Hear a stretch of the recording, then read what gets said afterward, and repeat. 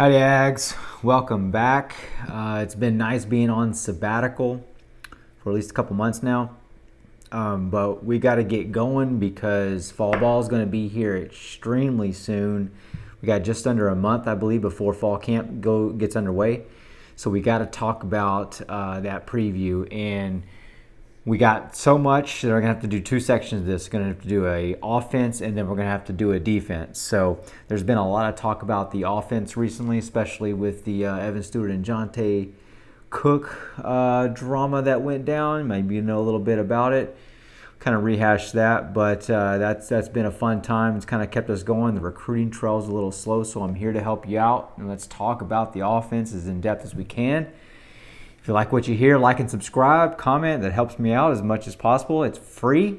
Might as well do it. You can't get anything for free. You can't get a gallon of gas for under $4 almost at this point. So you might as well subscribe. This is the only thing you're going to get that's free right now. So here's what I want to do with the offense. I want to talk about what I think is the three keys to the offense this year. Now, it's not the only keys. It's not all to it. It's not all encompassing, but I think it's the three keys. One, quarterback. Everybody knows this. We've got to decide between Max Johnson, Haynes King, and perhaps Weigman. And this is going to be a big decision. We've got to get our wide receiver situation figured out. But aside from the quarterback position, I think the second most important key that we're going to have to figure out for the upcoming season is going to be the left tackle and the left guard position. So we've got to replace Kenyon Green and Jameer Johnson. So just to kind of recap, who we got, what we're leaving on this offense there. So you've got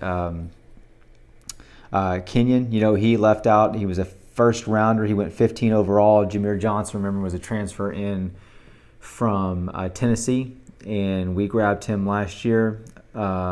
He was a nice plug-and-play guy, somebody that brought in, that we could bring in and do a good job, with what we had available. We took some guys that were really good in the 2021 class. You'll remember Wyckoff, Zune, Moko,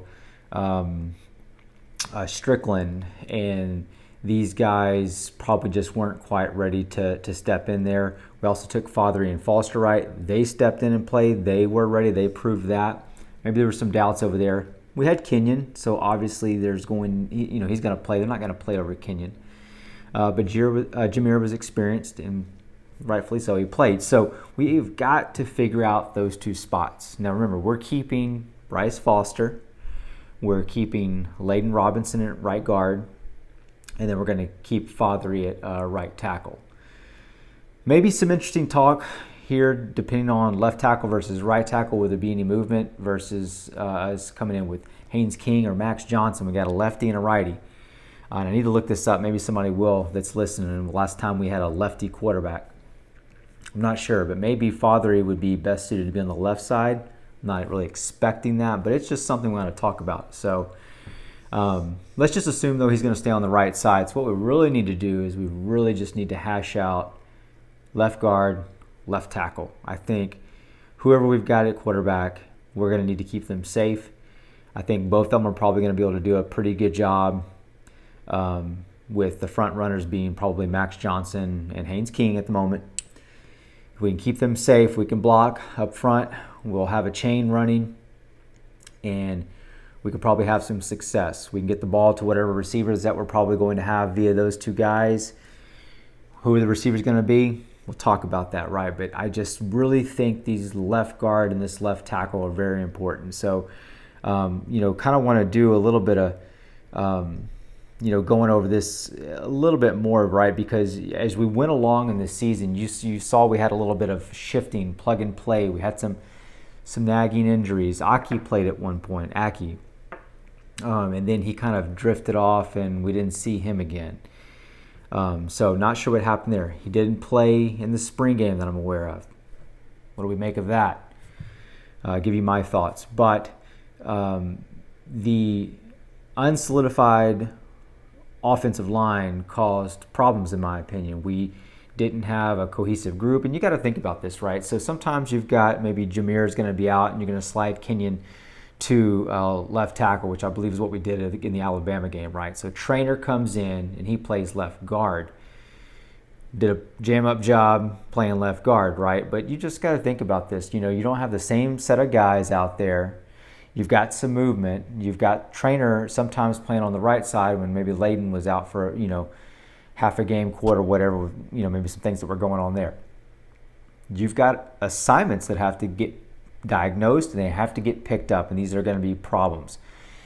Keep in mind, Kenyon going out, whereas he's a very versatile guy, it doesn't help for him to go from guard to left tackle, right?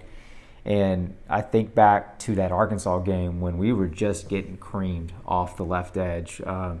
I think Jameer was playing that game, but that's an area that we really had some fits on last year.